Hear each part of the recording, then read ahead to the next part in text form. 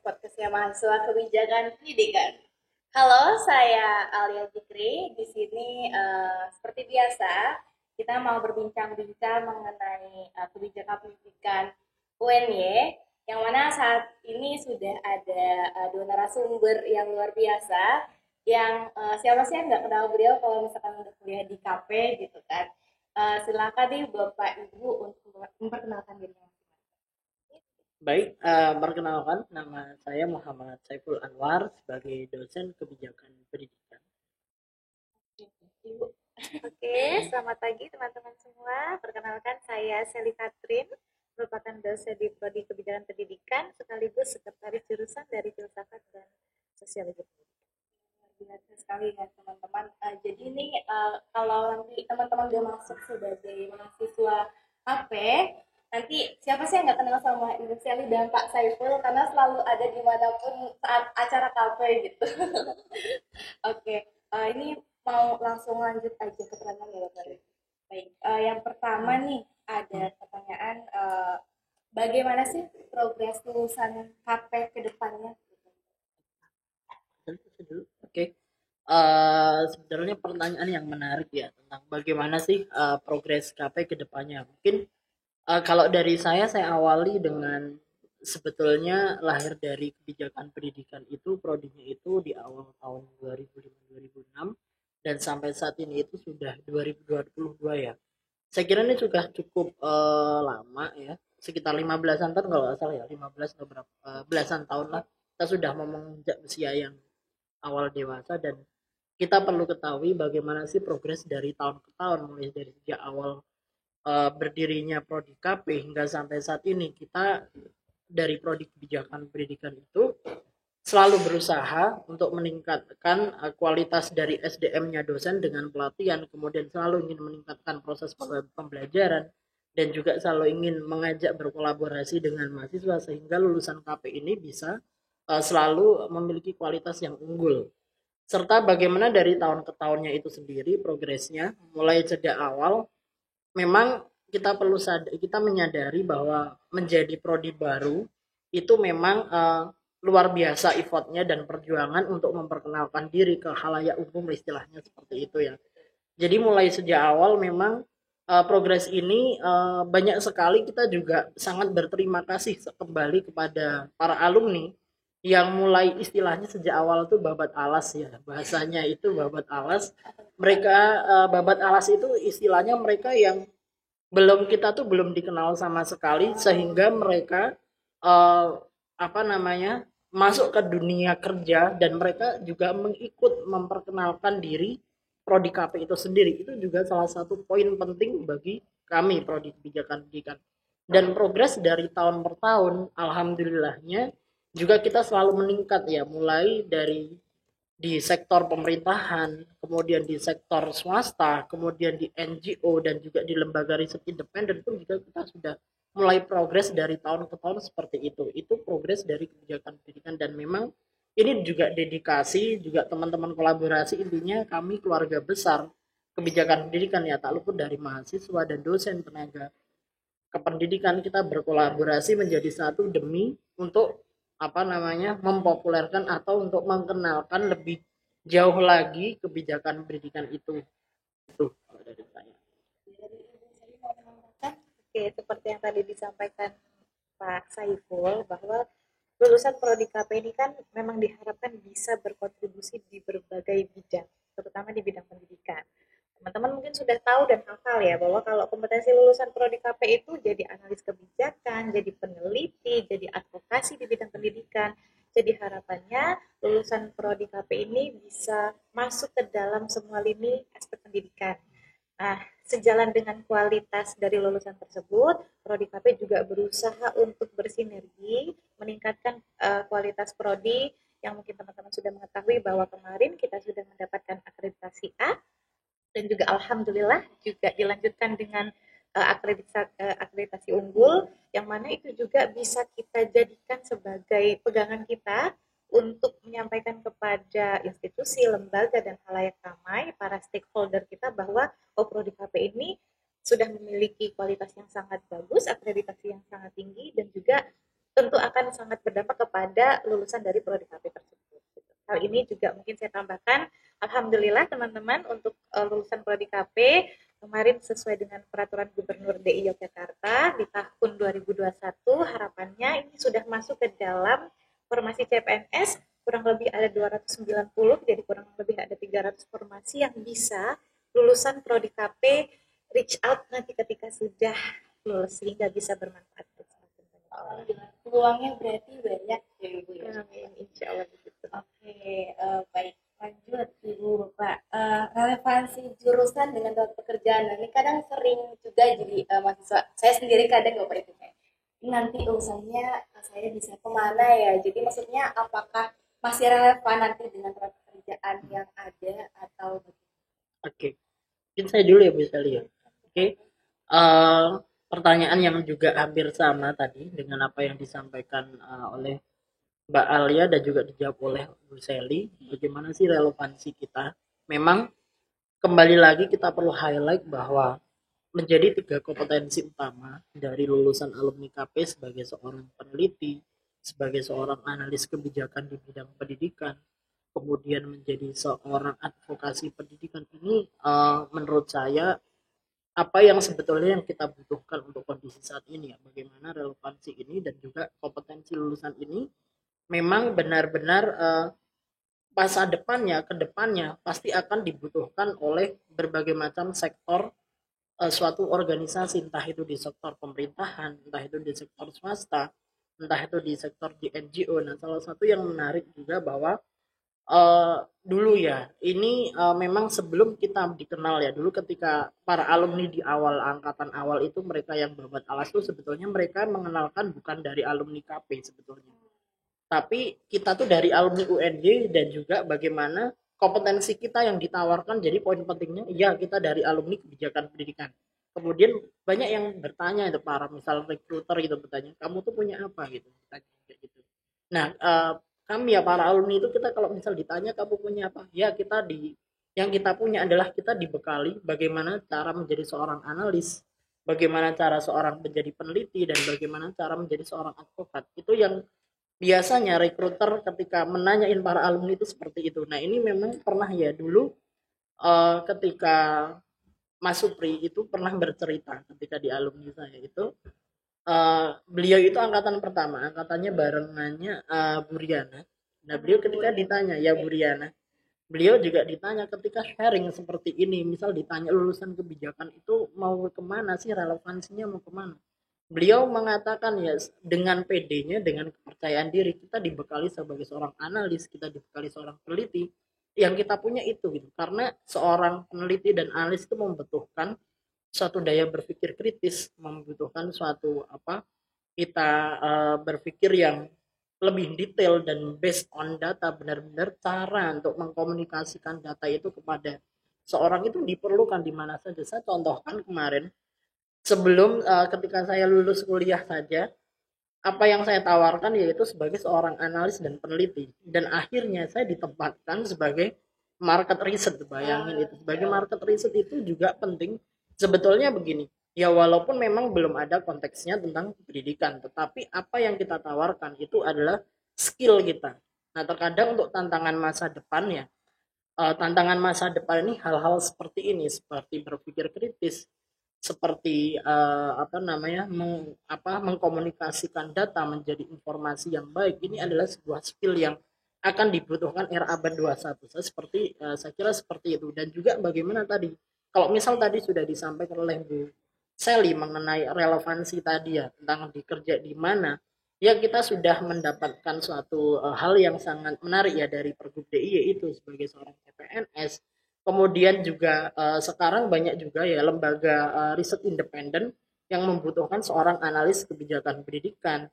Dan juga kemarin ada lowongan terbaru dari UGM itu sebagai tenaga pendidik, dan di situ dijelaskan sebagai analis pengembangan diklat pendidikan. Itu juga salah satu poin masuk ke kita. Memang ini adalah semacam effort ya, semacam usaha dari prodi ingin selalu meningkatkan kualitas prodi kebijakan pendidikan serta ingin mengenalkan ke halayak lebih ramai. Dan memang ini ya semoga nanti kita akan menjadi ada ya, kemarin juga ada rumor dari beberapa universitas di Indonesia yang menginginkan membuka prodi baru kebijakan pendidikan loh. Kita tuh juga ini baru, mudah-mudahan kita punya kolaborasi, punya partner sehingga bisa mengembangkan prodi kebijakan pendidikan, dan kita tidak hanya satu-satunya tetapi kita bisa berkolaborasi bareng di Indonesia. Harapannya sih itu. Tapi setelah Bapak tadi kan Bapak bilang kita bakal ada lagi Bapak KP yang lain di UNI yang lain. Tapi kok saya kayak merasa malah aduh jadi ada duanya dong gitu. Karena saya juga sendiri masuk ke sini ya Bapak, wah keren nih, maksudnya cuma satu di Indonesia dan cuma dari UN-nya doang gitu Bapak. Jadi kayak kalau diduain gimana Nah, gitu. oke. Mungkin saya jawab ya. Ini sebetulnya bukan masalah didoain atau enggak ya, tetapi ini adalah kita itu membawa berkah. Istilahnya kita menjadi seorang pioner ya. Berarti seorang pioner itu istilahnya sebagai seorang leader, sebagai seorang bagaimana sih mengetahui kebijakan pendidikan itu yang ada. Ini baru ada rumor ya. Dan banyak yang katanya kolegial itu ada yang, oh ternyata luar biasa. Berarti apa maksudnya? Kalau didoain berarti kebutuhan analis kebijakan pendidikan itu semakin besar. Jadi ternyata market atau istilahnya pasar yang menginginkan seorang analis kebijakan itu kan besar itu kan. Jadi nah itu yang menjadi poin positifnya dari kita itu. Nah saya kira itu ya. Bisa saya tambahkan. Saling mau menambahkan kembali. Iya, itu juga dalam upaya untuk mengembangkan prodi KP. Prodi KP juga sudah banyak menjalin kerjasama, baik itu di dalam dan luar negeri. Ini juga sebenarnya untuk menunjukkan bahwa ya sekalipun prodi KP itu memang baru satu-satunya di Indonesia, tapi kita berupaya untuk reach out semua instansi lembaga pendidikan untuk mengenal prodi KP bahwa ada prodi kebijakan pendidikan ini satu-satunya di Indonesia. Tapi merespon pertanyaan Mbak Alia tadi, kalau misalnya nggak satu nanti gimana? Hal yang positif adalah ketika kita bisa berkolaborasi sehingga juga bisa bekerja sama dengan prodi atau universitas lain, ini juga diharapkan akan memberikan kesadaran terutama di instansi pemerintah bahwa untuk lebih aware lagi untuk membuka lapangan pekerjaan yang lebih luas lagi untuk lulusan prodi KP. Betul ya teman-teman, ternyata ya dosen lebih punya wawasan luas dibanding saya ya Ibu. Oke, lanjut Bapak Ibu. Sebaran alumni KP yang saat ini itu lebih banyak dari mana? Oke.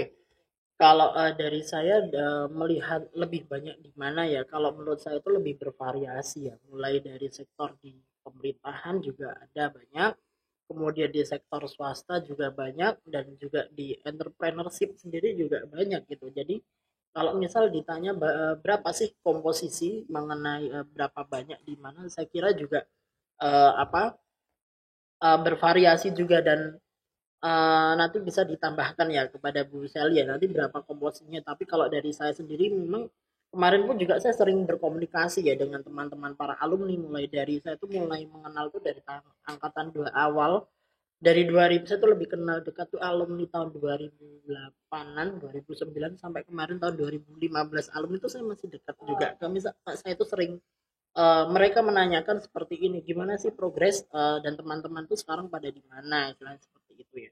Nah istilahnya di mana itu kemarin juga yang alhamdulillahnya di angkatan 2013 yang Mbak Ade juga sudah ada di Dinas Pendidikan Kota Yogyakarta, kemudian ada yang Mas Nanda itu juga ada di Dikti, kemudian juga ada yang kemarin di Balai Diklat di Provinsi DIY, kemudian nah ini kalau memang yang kemudian juga ada yang di instansi pemerintahan. Di kemarin juga ada yang angkatan 2009 itu di Dinas Pendidikan Kabupaten Magelang, teman, walaupun kontrak tetapi ini salah satu hal yang menunjukkan sudah masuk di ranah instansi pemerintahan itu ya.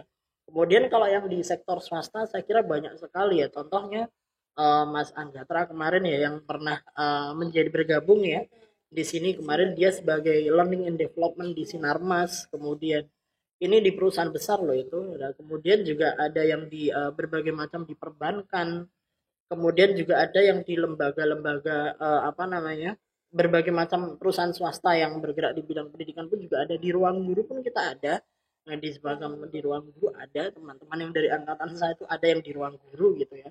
Nah, ini kan juga salah satu relevan gitu ya. Kemudian di entrepreneur ya, entrepreneur kita juga berkembang ya. Dulu ada yang mengembangkan tentang Gojek Transport Jogja pun ada di angkatan tahun 2009 itu ada.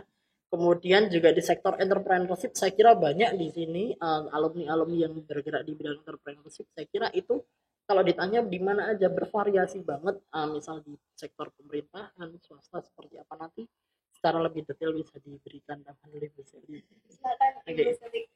Oke, teman-teman, berita yang beredar di kalangan mahasiswa dan juga lulusan prodi KP itu kan sepertinya kekhawatiran bahwa nanti setelah lulus mau jadi apa gitu ya. Jadi upaya, semoga podcast ini bisa meyakinkan hati para galawers bahwa nanti itu banyak sekali tempat dan juga kesempatan yang bisa teman-teman lulusan prodi KP reach out. Seperti yang tadi Pak Saiful sampaikan, di samping saya ini adalah salah satu bukti lulusan yang sudah insya Allah sudah berhasil menjadi dosen kan di FIB gitu. Begitu juga ada Bu Riana, ada Pak Amri, ada Pak Fajar gitu. Itu adalah salah satu dari sekian banyak lulusan prodi KP yang bisa masuk ke dalam bidang akademisi, terutama misalnya di pemerintahan. Belum lagi ada yang menjadi guru sosiologi ya, lalu juga ada yang menjadi dosen di YN Samarinda, ada yang juga menjadi tentu kalau di lembaga pemerintahan menjadi ASN itu juga sudah lumayan banyak. Selain itu juga menambahkan seperti yang tadi Pak Saiful sampaikan di non kepemerintahan juga malah lebih beragam dan banyak sekali. Namun ini juga perlu kita tekankan bahwa bukan berarti kita mengandalkan prodi KP. Yang kita harus andalkan adalah diri kita. Kalau kita yakin dengan kompetensi diri kita, maka insya Allah selagi kita punya modal ilmu dari yang kita dapatkan selama kita belajar di prodi kebijakan pendidikan, kita juga harus punya keyakinan bahwa apapun ilmu yang kita terima tersebut itu akan selalu bisa relevan dengan kehidupan kita, apalagi kalau itu kaitannya dengan kajian pendidikan gitu. Jadi teman-teman bisa mencoba berbagai aspek, kalau misalnya saya boleh sebutkan ya, ada yang di SD, ada yang di PT atau perusahaan-perusahaan besar gitu ya, menjadi sosial manajemen, bahkan ada yang menjadi manajer, ada yang menjadi deputy brand manager gitu. Jadi banyak sekali kesempatan yang bisa kita dapatkan dari pengalaman kita selama kita belajar, apalagi memang kompetensi lulusan prodi KP ini seperti yang tadi sudah disampaikan menjadi peneliti, advokasi, itu kan memang banyak sekali kesempatan untuk bisa kita kembangkan dan kita elaborasi seperti Ibu. Keren sih Bu, maksudnya jadi peneliti, terus jadi advokasi, itu dari kata-katanya sudah keren gitu ya Bu. Makanya saya mau di KP ini. Oh ya, untuk teman-teman juga nih yang mahasiswa baru atau nanti yang mau masuk ke KP, tadi kan kita sebut-sebut KP ya Bu. KP itu adalah kebijakan pendidikan, tapi disingkat KP gitu. Baik, mau lanjut ke, oh ya Pak Saiful kan pasti pengalaman sebagai alumninya tuh ya udah melewati lika-liku gitu ya Pak. Nah, boleh diceritakan dong Pak bagaimana lika-likunya sebagai alumni KP. Sampai sekarang ya sedikit sharing, mungkin ini pesan ya bagi teman-teman semua. Dulu saya sebagai masuk menjadi mahasiswa kebijakan pendidikan itu tahun 2011 ya. Tahun 2011 itu saya kira masih 5 tahun umurnya prodi KP, itu masih 5 tahun. Ya, jadi benar-benar masih baru. Jadi anak usia 5 tahun tuh ibarat balita gitu ya, balita yang ingin mau masuk TK atau masih PAUD lah, usia PAUD itu kan seperti itu ya. Nah, pada waktu itu memang bagaimana kita berkolaborasi antar alumni, berkolaborasi antar para bapak ibu dosen, kita selalu meningkatkan kualitas prodi seperti apa. Kita selalu berkolaborasi dan alhamdulillah kita selalu terjalin kerjasama yang baik, dan kita keluarga KP itu sangat harmonis ya, selalu bau membahu untuk meningkatkan prodi kita gitu. Dan memang pada waktu itu misal ya banyak sekali ya tadi apa yang disampaikan, bagaimana tadi mengenai alumni KP masih pada bingung.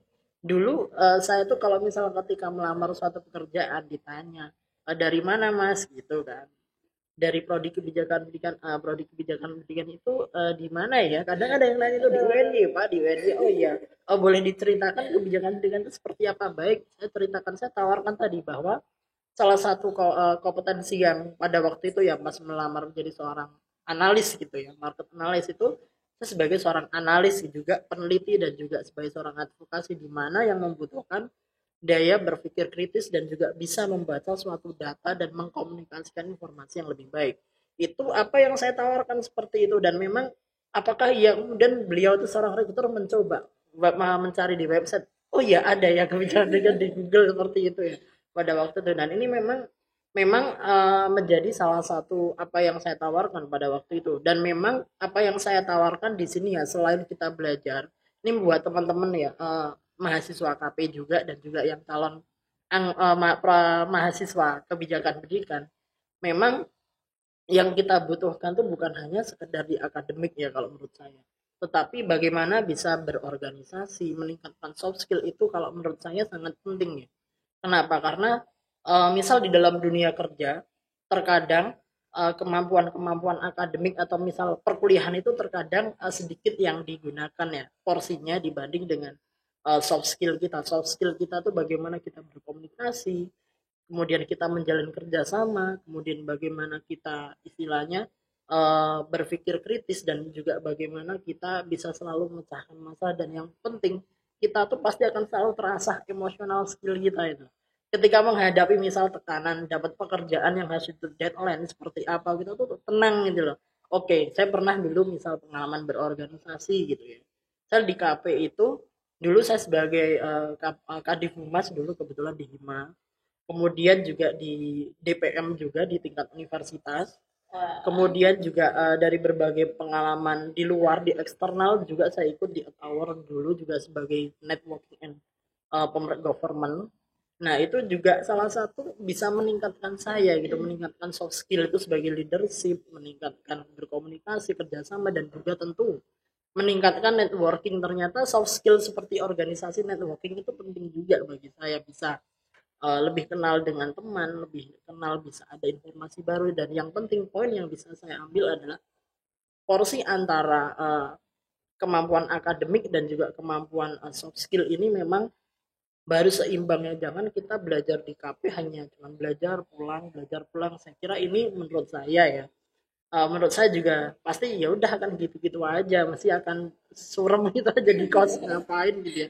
Nah ini tapi penting kalau misal teman-teman misal kuliah pulang kemudian berorganisasi, sosialisasi, jadi kita punya insight baru gitu. Jadi kita misal sesuatu hal yang kebaruan, ada apa sih, trust isu apa sih yang ada, jadi kita tahu gitu. Nah bisa berkolaborasi dengan teman, itu adalah menurut saya itu adalah hal yang menyenangkan ketika saya kuliah di sini. Dan juga yang menariknya adalah kita tuh berada di Yogyakarta. Yogyakarta itu punya support system yang baik loh buat belajar menurut saya. Karena apa, di Jogja itu punya komunitas yang bisa kita menuntut berkembang dan sangat cepat ya dibanding dengan beberapa daerah yang lain. Tetapi di Jogja itu kita perlu syukuri, kuliah di Jogja, kuliah di kebijakan pendidikan, kita selalu ingin meningkatkan kemampuan apa namanya pribadi, dan itu yang menjadi saya motivasi saya dulu sehingga sampai di sini. Ketika misal dari berbagai macam, dulu menjadi lulus di apa, setelah lulus di kebijakan pendidikan, oh itu yang saya tawarkan gitu. Walaupun kalau kata Pak Nadiem Makarim ya, Pak Nadiem Makarim itu kan sekarang sedang mengembangkan kampus Merdeka ya. Kalau beliau itu menceritakan tentang kalau misal di tengah lautan atau badai, kita tuh punya gaya berenang bermacam-macam, gak hanya ada satu gaya aja. Nah itu kan salah satu yang menurut saya oh ya juga ada benarnya juga ya, kita misal berkolaborasi apa, mengembangkan ilmu tidak hanya di misal ya dengan kemampuan akademik di KRP, tetapi dengan mengembangkan soft skill gitu ya. Soft skill di mana aja misal kita bisa berkembang, yang penting kita bisa mendapatkan ilmu yang bermanfaat bagi kita. Itu aja sih yang Wah, luar biasa Bapak. Di Bapak tipikal mahasiswa kalau sekarang tuh ada singkatannya Bapak. gimana. Namanya kura-kura, Oke. kuliah rapat begitu. Oke. Iya. Jadi yang kupu-kupu kuliah pulang gitu. Dan kalian mau jadi mahasiswa yang mana nih gitu ya Pak. Oke, lanjut. Eh, Selanjutnya, oke. Yang penting juga Ibu, kemitraan yang bekerja sama dengan KP itu ada apa? Oke. Kalau yang saya ketahui di kemitraan KP itu, yang pertama di dinas. Kemarin kita berada di PK ini masih sedang menjalankan program praktik kependidikan. Kami di Prodi Kebijakan Pendidikan itu kita sudah bermitra dengan Dinas Provinsi Pendidikan DIY, kemudian Dinas Pendidikan Kota Yogyakarta, kemudian ada lembaga ombudsman, Dan juga kami dari Prodi KP juga akan selalu meningkatkan berbagai macam ya kemitraan-kemitraan yang ada. Dan juga kemarin di tahun kemarin kita sudah melakukan audiensi ya dengan Kemenpan RB, dan juga ini menjadi follow up bagi kami, ingin selalu ingin meningkatkan mitra juga. Kemarin besok ya hari Minggu tanggal 29 juga kita akan audiensi ya dengan BKD Tegal nggak salah. Ya minggu depan itu dengan Gubernur Jawa Tengah. Nah, ini salah satu upaya kami ya untuk meningkatkan kemitraan-kemitraan yang ada gitu ya. Tentu ini menjadi salah satu hal yang menurut kami positif, juga salah satunya untuk mengenalkan juga di prodi kebijakan pendidikan, dan ini mitra-mitra kami. Dan juga kemarin juga pernah berkolaborasi MBKM dengan Padang, kemudian berkolaborasi dengan UNESA juga. Nah, itu kan juga salah satu mitra-mitra kami gitu, bagaimana tentang di kebijakan pendidikan. Dan juga pernah ada yang mitra di luar negeri tuh di mana tuh Mbak? UKM, Di UKM. Universiti Kebangsaan Malaysia. Nah, itu kan juga menarik juga. Ini kan juga kita tidak hanya di Indonesia loh, di luar negeri pun juga ada. Dan juga tidak hanya di tingkat kementerian, tingkat di pemerintah lokal, di pemerintahan pusat kita juga pernah dulu ketika zaman saya menjadi humas kebijakan pendidikan, kita sering berkunjung ke Litbang Kemendikbud, dan sekarang juga ada alumni KP angkatan 2013 itu yang masuk di sana juga di Kementerian Pendidikan juga. Itu kan juga salah satu usaha kami untuk selalu meningkatkan mitra-mitra, dan juga sekalian mempromosikan agar para alumni kebijakan pendidikan itu bisa diterima itu di berbagai macam lembaga instansi pemerintahan, dan juga lebih dikenal dekat dengan mitra-mitra kami. Saya kira itu mungkin bisa diberikan tambahan lagi sama Bu Cindy. Oke, tadi sudah lengkap Pak Saiful menjelaskan bahwa kalau kita berupaya sekali untuk menjalin kerjasama baik itu di dalam maupun luar negeri. Selain juga supaya kita bisa mengenalkan lulusan dari prodi kebijakan pendidikan, kita juga ingin prodi kebijakan pendidikan ini dikenal oleh halayak ramai. Bahwa ya walaupun hanya cuma satu-satunya di Indonesia, tapi juga harapannya satu tapi kuat, berkembang dan dikenal banyak orang gitu. Jadi kita bekerja sama dengan instansi pemerintah, kita juga bekerja sama dengan perguruan tinggi terutama LPTK di seluruh Indonesia. Hal ini juga bisa teman-teman lihat bagaimana keterlibatan mahasiswa terutama itu dalam program Merdeka Belajar Kampus Merdeka. Misalnya di MBKM ini para mahasiswa prodi kebijakan pendidikan ini terlibat di berbagai bidang, misalnya di perguruan tinggi ada di UNESA, ada di UNP, ada yang di Banyuwangi gitu. Nah, ini menunjukkan bahwa harapannya memang mahasiswa prodi kebijakan pendidikan pun juga selain prodi berupaya untuk reach out para stakeholder kita, tapi mahasiswa juga menunjukkan kompetensinya, memiliki kemampuan bisa masuk dan berkembang di mana saja gitu. Itu kalau di dalam negeri. Kalau di luar negeri seperti yang tadi sudah disampaikan, kita sudah bekerja sama dengan UKM, Universiti Kebangsaan Malaysia. Insya Allah juga dalam waktu dekat ini Prodi KP, dosen-dosen Prodi KP akan berangkat ke Malaysia dalam rangka yang sama untuk mengembangkan Prodi KP. Dan ini juga kami berikan kesempatan untuk mahasiswa yang ingin bergabung gitu ya. Kalau misalnya ingin belajar dan mengenal keadaan akademis di luar negeri, itu juga bisa kita berikan kesempatan. Jadi upaya-upaya prodi untuk mengembangkan kerjasama ini juga kita harapkan bisa digunakan sebaik mungkin oleh para mahasiswa kita. Jadi ada kemungkinan kita bakal maksudnya ke berbagai negara ya Ibu nantinya. Betul. Karena kadang saya sendiri maksudnya mau nanti misalnya pertukaran pelajar, tapi kadang kemitraan kita itu udah ada belum ya seperti itu. Betul sekali.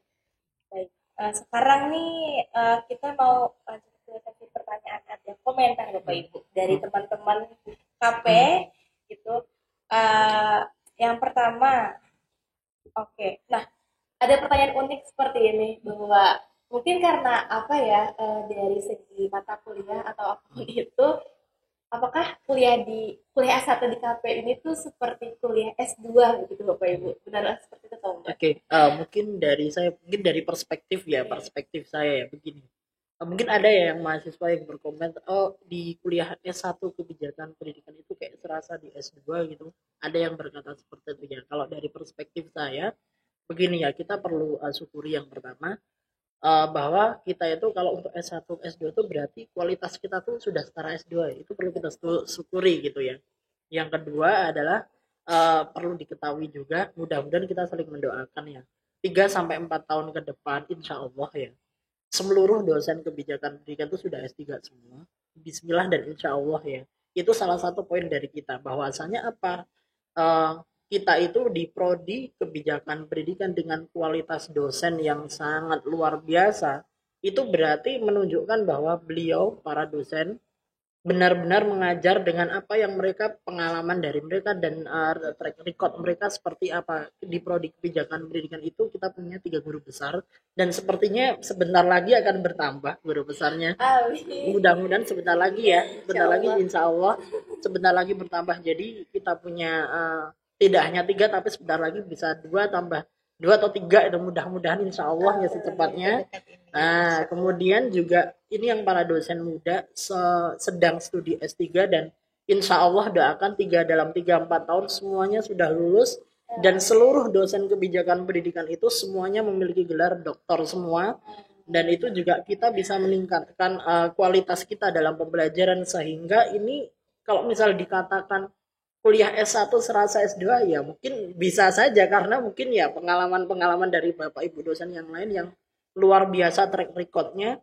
mungkin terbawa dengan kualitas pembelajaran itu sendiri gitu. Jadi ini adalah poin plus bagi kebijakan pendidikan yang kita memiliki dosen yang sangat luar biasa, memiliki kualifikasi akademik yang luar biasa dan pengalaman riset keilmuan yang juga luar biasa. Nah, itu kan juga berpengaruh mungkin ya ke proses pembelajaran yang seakan-akan menunjukkan kayak mirip S2 gitu ya. Kalau dari saya sih itu ya asumsi dari saya gitu.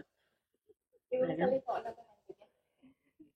Semoga kita terima itu sebagai bentuk pujian ya. Nah, Hal yang positif. Ya. Dalam artian berarti kualitas pendidik dalam hal ini dosen dari prodi kebijakan pendidikan dan juga mahasiswa yang dididik itu diharapkan memiliki sinergi yang baik. Kalau misalnya dosennya berkualitas tapi tidak bisa menarik mahasiswanya untuk ikut juga berkualitas, maka tidak ada apa ikatan emosional dan juga akademis di sana gitu. Maka harapannya memang ketika disampaikan sama seperti kuliah S2, maka kita asumsikan, kita terima dan kita harapkan bahwa memang berarti kualitas pembelajarannya berusaha untuk mengajak para mahasiswa prodi KP itu berpikir lebih kritis lagi, lebih radikal lagi, lebih mendalam lagi dan juga lebih luas lagi gitu. Jadi berarti ya semoga kualitas pembelajaran kita, pendidikan kita bisa setara dengan S2 berarti kualitasnya lebih bagus. Amin. amin. Emang keren sih Bu, soalnya juga yang saya dengar dari teman-teman lain, misalkan dari apa ya, dari prodi lain, apa ya, kritis ya gitu langsung. Wah anaknya keren-keren nih berpikirnya kayak kritis banget gitu, katanya seperti itu sih kalau dikenal. Jadi juga jadi makin bangga ada di KP karena dikenal seperti itu yang lainnya seperti itu Pak Ibu. Alhamdulillah. Lanjut Bapak Ibu. Ini pertanyaan berandai-andai dan semoga jangan sampai terjadi. Pertanyaannya seperti ini. Tapi kan prodi kita itu unggul. Ya. Nah, kalau misalkan ketika misalkan mahasiswa itu ada di semester 7 atau 8 dan nauzubillah turun misalkan jadi B. Nah, akankah berpengaruh untuk karir kelulusan untuk mahasiswa itu sendiri? Ya, mungkin kalau saya menanggapi begini ya, akreditasi apapun itu tuh semuanya bergantung dari bagaimana kita berkolaborasi bareng ya, antara mahasiswa, antara dosen, antara tenaga kependidikan. Nah itu saya berharap mudah-mudahan nggak ada hal yang seperti itu dan kita itu di keluarga KP terkenal dengan rasa harmonis, kemudian dikenal kita punya rasa gotong royong yang baik dan kita juga dikenal dengan memiliki para dosen yang tadi berkualitas dan juga mahasiswa yang tadi mendapatkan citra kritis itu ya, yang citra yang baik gitu. Nah ini saya harap ini menjadi perlu dirawat dengan baik dan sampai hal seperti itu terjadi. Saya kira membuat hal seperti itu juga sangat akan disayangkan kalau menurut saya karena apa kita itu sudah terkenal dengan apalagi kemarin mendapatkan akreditasi yang unggul gitu ya. Jadi istilahnya kita tuh selalu harus meningkatkan. Maka dari itu kalau dari saya ya, kalau kita tuh sudah mendapatkan sesuatu hal yang baik itu jangan terlalu berbesar hati terlebih dahulu gitu, tetapi kita selalu ingin punya rasa motivasi yang harus selalu berbuat menjadi lebih baik, lebih baik, lebih baik terus. Jadi kayak ternyata ada perasaan yang merasa tidak puas itu adalah salah satu kalau misal kita asumsikan yang positif juga bisa kita meningkatkan kita bareng-bareng di kerja di prodi kebijakan pendidikan itu selalu ingin meningkatkan lebih baik, lebih baik, lebih baik lagi. Jangan sampai terlena ya dengan apa pujian-pujian itu ya. Kita jangan sampai terlena dengan itu, tetapi kita harus selalu apa namanya bahasanya itu mawas diri ya. Jangan sampai terlena dan selalu ingin meningkatkan ke hal yang lebih baik. Maka dari itu kami ya di prodi kebijakan pendidikan dan semua stakeholder yang ada di kebijakan pendidikan selalu ingin meningkatkan lebih baik ya. Walaupun kita hari ini misalnya kita sudah dapat A gitu ya, besok kita pengen dapat A plus lagi, plus lagi, istilahnya seperti itulah. Nah itu akan itu ya yang menanggapi ya dari apa yang menjadi pertanyaan saya dari tadi komentar yang seperti itu dari saya. Ibu sih tidak mau. Tentu prodi kebijakan pendidikan akan terus berusaha dan mempertahankan kualitas dari prodi supaya akan terus mendapatkan akreditasi unggul yang merupakan akreditasi tertinggi gitu ya dari lembaga pendidikan perguruan tinggi. Maka kemungkinan terburuk yang tadi diandai-andai itu sebenarnya tidak perlu teman-teman miliki selama prodi KP dan juga mahasiswa serta lulusan alumni itu bisa terus bekerja sama meningkatkan kualitas, lalu setelah itu juga berkontribusi bagi banyak halayak ramai dan juga berbagai bidang kehidupan gitu ya. Jadi dalam upaya tersebut, insya Allah prodi kebijakan pendidikan akan terus berdiri dan berupaya untuk memberikan yang terbaik, baik itu bagi mahasiswanya, lulusannya, dan juga bagi prodi KP itu sendiri secara khusus dan juga UNG secara umum. Insya Allah itu ya. Oh, ini yang pertanyaan seperti ini siapa ya?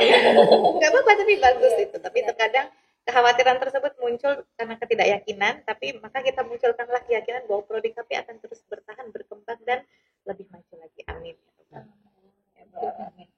Baik, selanjutnya, oke, wah, pekerjaan di kedutaan Indonesia di luar negeri yang cocok dengan bidang pekerjaan saja. Oke, kalau dari saya sedikit berbagi pengalaman. Dulu ketika saya S2 itu ada salah satu teman saya itu ternyata dia alumni dari Educational Policy tetapi dia bukan dari Indonesia tetapi dari luar negeri. Saya tuh kaget ya pertama ada ya kebijakan apa namanya prodi Educational Policy. Beliau berada di universitas mana saya lupa ada di apa Afrika kalau nggak salah di level di Afrika itu dia punya prodi mengenai educational policy. Kemudian saya tanya di sini kan rata-rata ya teman-teman yang punya di S2 itu ditanya itu kalau di luar negeri itu dia gimana apa namanya apa namanya bekerjanya seperti apa gitu ya. Nah dia itu ternyata sebagai seorang analis kebijakan juga di kementerian apa namanya kementerian Kedubes kemudian di kemitraan luar negeri berbagai macam sebetulnya kalau kita pahami yang mengenai kemitraan antar negara itu bukan hanya di sektor ekonomi saja mungkin yang ketika dia kita liput ya di media-media besar itu hanya sektor ekonomi kemudian politik seperti itu tapi di dalamnya ada sektor-sektor yang sangat fundamental yaitu bagaimana kolaborasi tentang pendidikan. Nah itu ternyata ada masuk di situ ya mungkin saya belum lebih detail seperti apa tetapi apa yang ketika saya sharing ya cerita diskusi dengan teman saya itu ternyata ada yang bagaimana kemitraan dengan luar negeri bagaimana kita sebagai seorang riset sebagai seorang analis kebijakan pendidikan dan bagaimana hubungan antar negara itu ada bagaimana kita bisa melihat yang namanya pendidikan dan ini penting bahwa yang namanya sekarang ya di trust issue di PBB itu tentang education for all ya education for all artinya apa bahwa seluruh di negara di dunia ini membutuhkan yang namanya pendidikan dan wajib yang namanya seluruh rakyat di dunia ini harus mengenyam pendidikan maka dari itu tidak menutup kemungkinan misal ya kita berkarir di luar negeri gitu ya tentang kemitraan-kemitraan seperti itu analis kebijakan pendidikan itu ada nah ini mungkin satu-satunya ya di Indonesia educational policy ternyata di luar negeri yang punya prodi educational policy banyak loh nah itu membuktikan bahwa kita berkarir misal ya di luar gitu bisa kita akan diterima gitu. Saya kira itu tanggapan dari saya. Sama seperti yang Pak Saiful sampaikan bahwa selagi manusia itu ada, maka manusia akan terus berupaya untuk mengejar pengetahuan, dan dalam upaya tersebut pendidikan pasti akan selalu melingkupi kita. Jadi mau katanya di dalam negeri, mau katanya di luar negeri, maka aspek pendidikan, terutama kebijakan pendidikan ini akan selalu bisa kita masuki gitu. Kalau misalnya bicara tentang kedutaan, seperti yang tadi Pak Saiful sampaikan, teman-teman, kalau kebijakan pendidikan ini justru bahkan lebih populer di universitas di luar negeri, terutama di Barat dan Eropa ya gitu. Jadi banyak sekali upaya yang bisa kita lakukan dari hal tersebut, yang bisa juga kita upayakan, misalnya bagaimana kita bekerja sama dengan perguruan tinggi di sana gitu ya.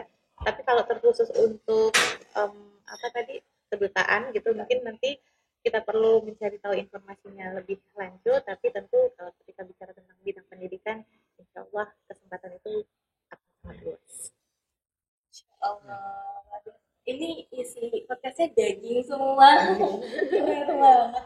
Saya juga jadi tahu pengetahuan lagi, dan terlebih nanti untuk mahasiswa baru yang sudah masuk nih, atau nanti calon-calon mahasiswa KP, kalau misalkan masih punya pertanyaan yang mengganjal, bisa ke IMAKP, atau misalkan di Instagramnya IMAKP kita, atau misalkan boleh di komentar di bawah, nanti mungkin bisa kita jawab seperti itu. Terima kasih banyak atas waktunya udah hadir di podcast ini. Daging semua isinya keren banget. Ya Allah. Oke, kita sampai jumpa di lain waktu di podcastnya Mahasiswa Kebijakan Pendidikan. Sampai jumpa. Dadah.